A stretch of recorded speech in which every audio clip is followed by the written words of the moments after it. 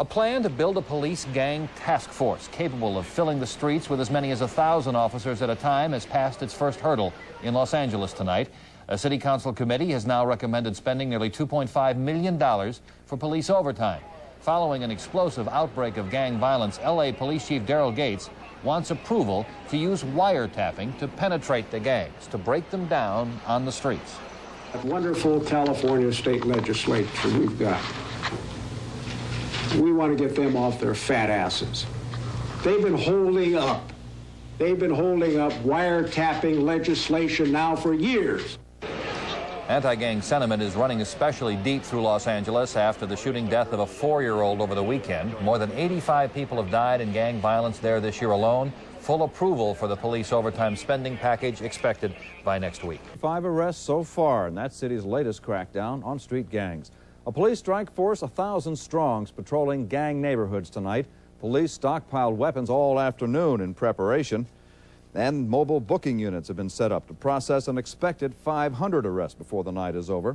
Senator Alan Cranston supports these sweeps and wants federal government aid to help fight the gangs. We need that. President Reagan has responded yesterday by saying he's asked the Department of Justice to look into it. I think we'll get it. And while that won't solve the drug, crime, gang problems in L.A., it can certainly help. Street gangs, rich on drug profits, were responsible for 387 killings in Los Angeles County last year, and another 85 people have died so far this year, many of them innocent bystanders caught in the crossfire.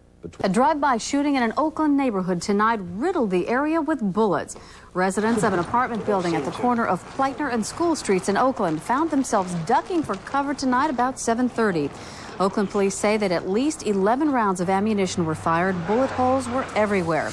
There is a report that one person, possibly a passerby, was shot in the foot during the gunfire. Police found what they believe to be 9mm shell casings in several places.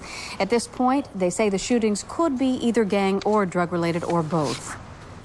Police in East San Jose say it is the drug dealers and not teenage gangs who have made violence a lifestyle in the troubled neighborhood.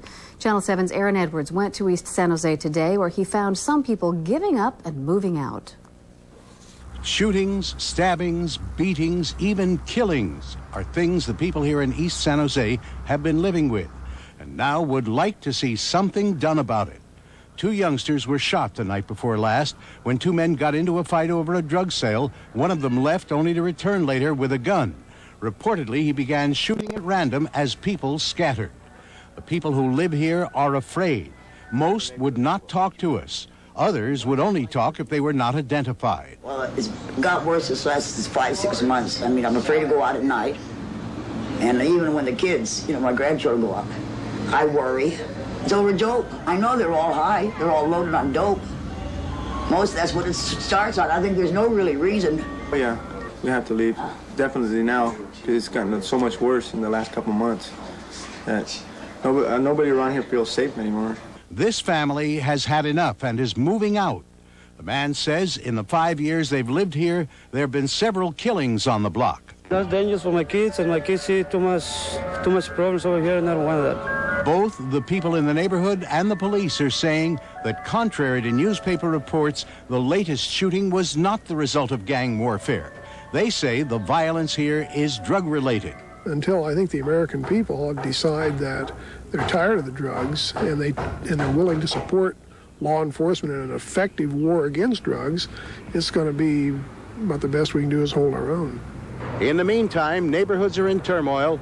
Residents live in fear, afraid to come out of their homes. Innocent people are hurt, and a 14-year-old boy remains hospitalized here in critical condition on life support after being shot in the head. In San Jose, Aaron Edwards, Channel 7 News.